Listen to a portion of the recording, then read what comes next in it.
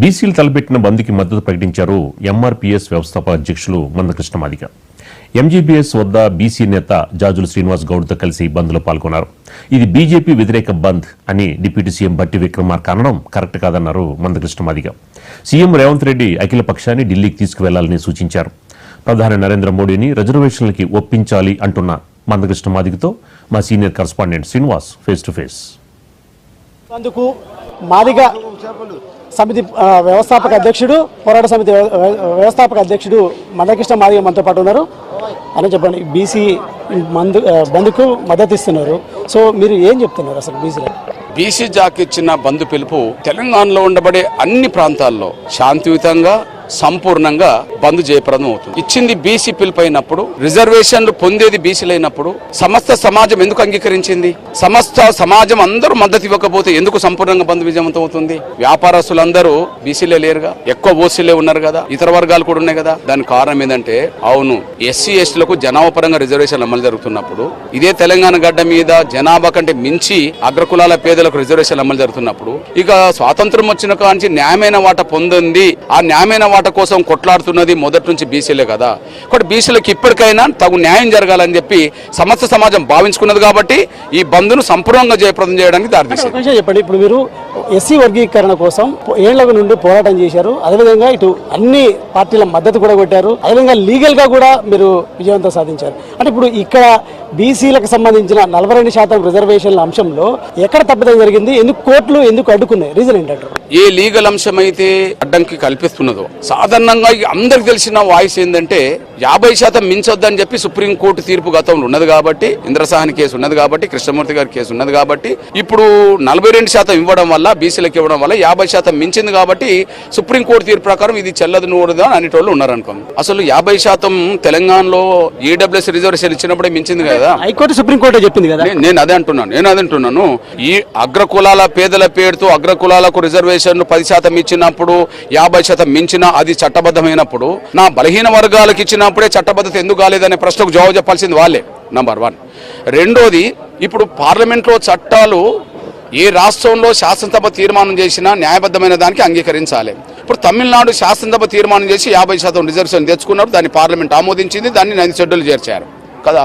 మరి ఇక్కడ కూడా 42% రిజర్వేషన్ కోసం శాసనసభ ఆమోదించింది కదా. దీన్ని పార్లమెంట్లో చట్టం తీసుకొచ్చి దానికి 9 షెడ్యూల్లో చేర్చవచ్చు కదా. తమిళనాడుకు వర్తింపజేసిన 9 షెడ్యూలు తెలంగాణకు ఎందుకు వర్తింపజేయలు అనడానికి ప్రశ్నకు జవాబు ఎవరు చెప్పాలి? కాబట్టి ప్రభుత్వాలు చెప్పాల్సి వస్తుంది. నేను విజ్ఞప్తి చేస్తున్నది ఏంటంటే, ఇక్కడ ప్రతి రాజకీయ పార్టీ 42% అయితే ఒప్పుకుంటున్నాయి కదా. ఇప్పుడు ఈ రాజకీయ పార్టీలే పార్లమెంట్ లో ఉన్నాయి కదా, ఈ రాజకీయ పార్టీలే శాసనసభలో ఏకగ్రహ తీర్మానం చేసినాయి కదా. ఇక్కడ పాత్ర పోషించడం అయిపోయింది, మిగిలింది పాత్ర కేంద్రంలో కదా, అంటే పార్లమెంట్ లో కదా. పార్లమెంట్ లో ప్రధాన పార్టీలకు నాయకత్వం వస్తున్నది ఎవరు? ఈ దేశానికి ప్రధాన ప్రభుత్వంగా బీజేపీ ఉన్నది, బీజేపీకి ఎన్డీఏ గ్రూప్ ఉన్నది, ప్రతిపక్షంగా కాంగ్రెస్ ఉన్నది, కాంగ్రెస్ కి ఇండియా గ్రూప్ ఉన్నది. వీళ్ళిద్దరు తలుసుకుంటే ఇక వ్యతిరేకించే పార్టీలే లేవు కదా. రేవంత్ రెడ్డి గారు ముఖ్యమంత్రిగా ఇంతవరకు చొరవ తీసుకున్నాడు. మొత్తం తెలంగాణలో అన్ని పార్టీలు ఒక దగ్గరికి వచ్చినాయి, ఈ అంశం మీద అయితే వచ్చినాయి, ఎవరు కాదని ప్రసక్తి లేదు. కాబట్టి ఇదే చొరవ తీసుకొని అఖిల పక్షాన్ని ఇక్కడ ఏర్పాటు చేసి అన్ని రాజకీయ పక్షాలను ఎంబడి పెట్టుకొని కేంద్ర ప్రభుత్వం దగ్గరికి వెళ్ళి అక్కడ కూడా ప్రతిపక్ష నాయకుడు రాహుల్ గాంధీ గారిని కూడా ఎంబడి పెట్టుకొని ప్రధానమంత్రి గారిని కలిసి ఈ విషయం చర్చ పెడితే అది పరిష్కారం కాకుండా పోవడానికి మార్గం తక్కువ అవకాశాలు ఉన్నాయని మేము భావిస్తున్నాం. ఒక విషయం చెప్పండి, ఇప్పుడు ఎస్సీ వర్గీకరణకు సంబంధించి దేశంలో ఏ రాష్ట్రం అమలు చేయండి సుప్రీంకోర్టు ఆదేశాల మేరకు తెలంగాణ ప్రభుత్వం చేసింది. అదేవిధంగా బీసీలకు 42% అంశంలో కూడా కులగణన చేసింది. అదేవిధంగా 42% బిల్లుకి సంబంధించి కూడా అసెంబ్లీలో ఆమోదం పొందింది. కానీ మీది సక్సెస్, ఎస్సీ వర్గీకరణకు సంబంధించి సక్సెస్ అయినప్పుడు ఇది ఎందుకు కావట్లేదు అంటారు? బీజేపీ కూడా ఆరోపిస్తుంది ఏంటంటే రేవంత్ రెడ్డి రిజర్వేషన్ల అంశంలో తీసుకున్న ప్రొసీజర్ అనేది కరెక్ట్ కాదనేది వాదన. నంబర్ 1, ఇప్పుడు ఎస్సీ వర్గీకరణ సుప్రీంకోర్టు జడ్జిమెంట్ వచ్చినాక తెలంగాణలో వర్గీకరణ అమలు జరుగుతుంది, కర్ణాటకలో వర్గీకరణ అమలు జరుగుతుంది, తమిళనాడులో అమలు జరుగుతుంది, ఆంధ్రప్రదేశ్లో అమలు జరుగుతుంది, హర్యానాలో అమలు జరుగుతుంది, పంజాబ్లో అమలు జరుగుతుంది, మహారాష్ట్ర చేయడానికి సిద్ధంగా ఉన్నది. అంటే సుప్రీంకోర్టు తీర్పు అన్ని రాష్ట్రాలు వర్తింపజేయాలి కాబట్టి ఎక్కడ అవసరమో అక్కడ చేసుకుంటూ పోతున్నారు. అదొక అంశం. ఇక్కడ ఒకరి మీద ఒకరు నెపం నెట్టడం కంటే ఓకే, రేవంత్ రెడ్డి గారు ఏదన్నా లీగల్ అంశాలు ఇంకా సరిగా చేయలేదు అనుకోండి, సరిచేసే శక్తి వాళ్ళు చేయవచ్చు కదా. దీనికి ఏమున్నది?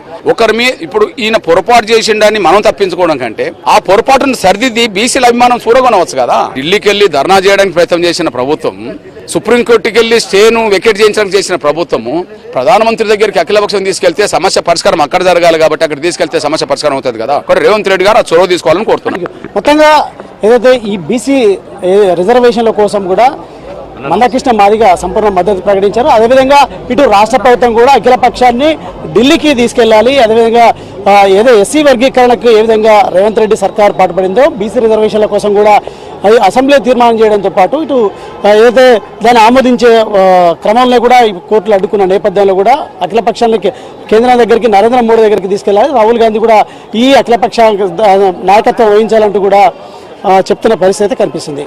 కెమెరా పర్సన్ బ్రహ్మారావుతో శ్రీనివాస్, మహా టీవీ, హైదరాబాద్.